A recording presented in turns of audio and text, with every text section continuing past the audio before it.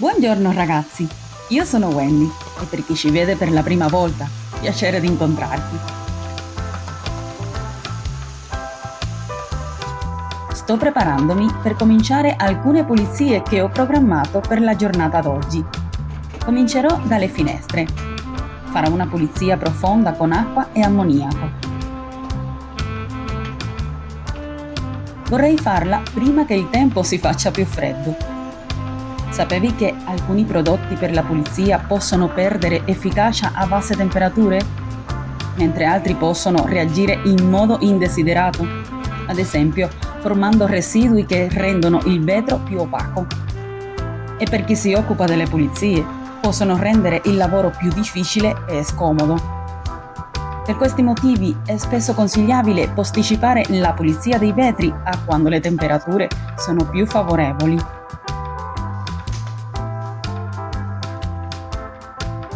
Nonostante le basse temperature e le condizioni climatiche variabili, pulire le finestre offre dei vantaggi. Permettono una maggiore entrata di luce naturale, che è particolarmente importante in inverno, quando le giornate sono più corte e il sole è meno presente. Le finestre pulite migliorano l'aspetto dell'abitazione, sia all'interno che all'esterno, e preveniamo danni perché lo sporco e le macchie possono danneggiare il vetro nel lungo termine. E anche sostanze come sale, smog e altri agenti inquinanti possono corrodere il vetro se lasciati a lungo.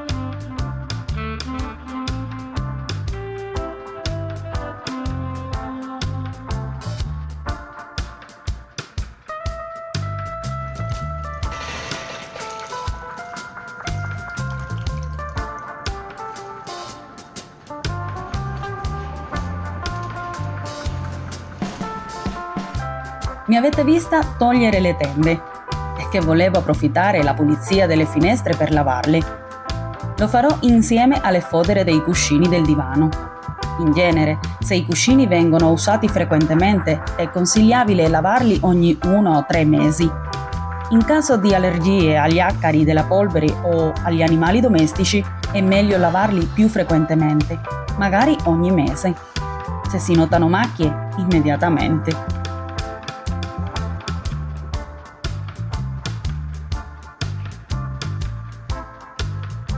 Le tende possono essere lavate ogni 6-12 mesi, a meno che non siano particolarmente sporche.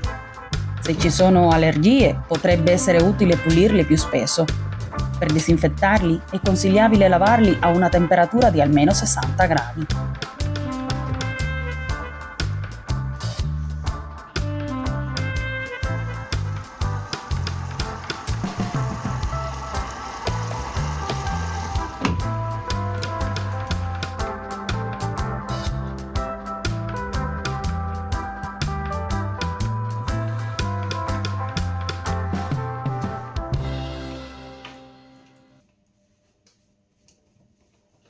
Hai già fatte le pulizie ai termosifoni?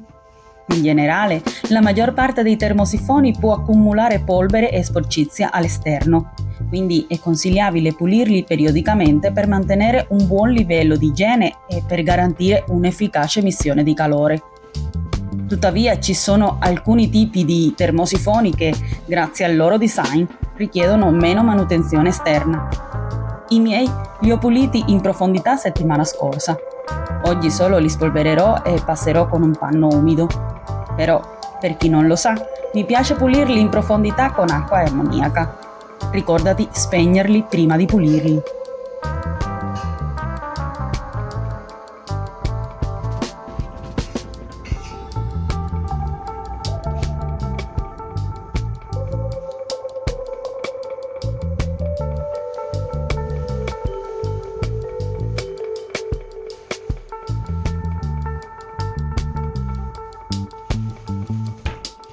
Pulirò i materassi con bicarbonato di sodio.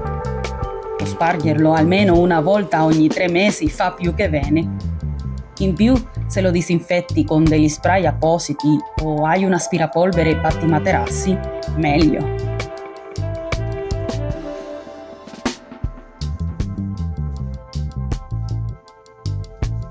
Il bicarbonato agisce assorbendo l'umidità e neutralizzando gli odori sgradevoli, come quelli provocati da sudore.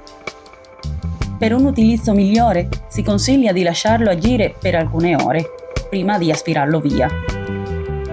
Mentre lo lascio fare il suo lavoro, tolgo un po' la polvere dai mobili e lo farò profumando con lo spray multisuperficie al profumo di orchidea.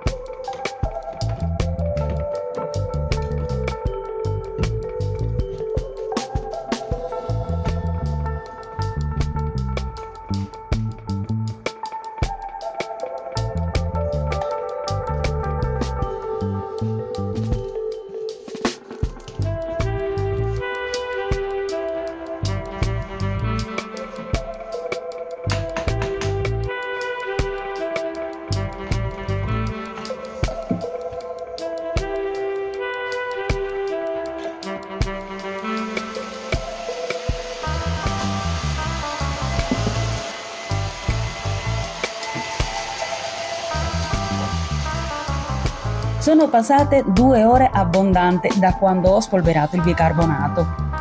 Mi sono messa a fare altre cose in casa. Ho anche aspirato il pavimento.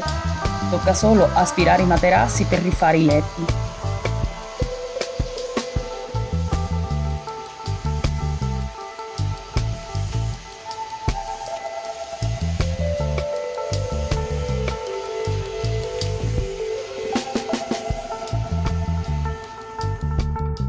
Come avete visto prima, ho aspirato il pavimento. Mi rimane solo pulirlo con il mocio.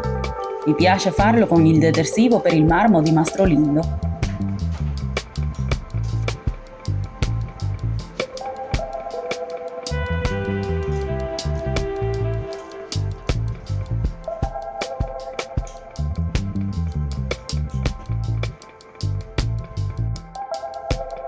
Le camere da letto non sono pronte se non rifaccio i letti. Farò del mio meglio per rendere le camere accoglienti anche con le tende, già lavate e profumate.